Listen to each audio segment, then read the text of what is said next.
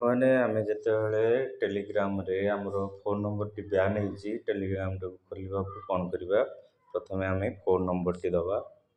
ଦେଖ, ତାପରେ ଆମେ ଏଇଠି ଗୋଟେ ବଟନ୍ ଆସିବ। ସପୋଜ୍ ମୁଁ ଆଉ କିଛି ନମ୍ବର ଏମିତି ଦେଉଛି, ଏଇଟା ମୋ ଫୋନ୍ ନମ୍ବର ନୁହଁ, ଏମିତି ଦେଉଛି। ତାପରେ ଆମେ କ୍ଲିକ୍ କରିବା, ତାପରେ ୟେସ୍ ଏଇଠି ମାରିବା।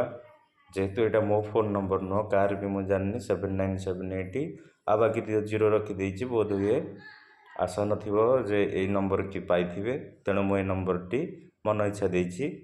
ତାପରେ ଆକୁ ୟେସ୍ କଲା ପରେ ଆକୁ କ'ଣ ଆସୁଛି ଦେଖିବା।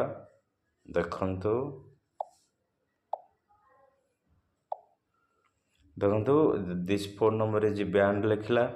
ତାପରେ ମୁଁ ତାକୁ ଓକେ କରିବି। ଓକେ କରିସାରିଲା ପରେ ଏଇଠି ଦେଖନ୍ତୁ ଓକେ କରିବିନି, ଏଇଠି ହେଲ୍ପ ରାଇଟ୍ ସାଇଡ଼୍ ଲେଫ୍ଟ ସାଇଡ଼୍ରେ ହେଲ୍ପ ଯେଉଁ ଅଛି ତା ଉପରେ ମୁଁ କ୍ଲିକ୍ କରିବି।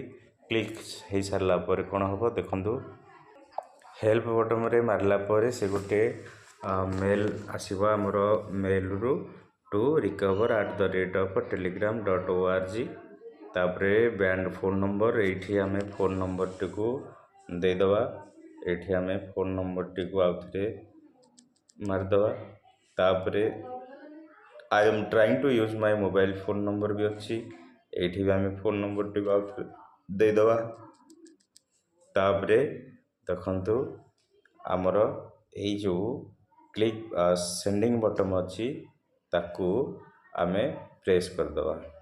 ପ୍ରେସ୍ କଲା ପରେ କ'ଣ ହେଉଛି ଦେଖିବା।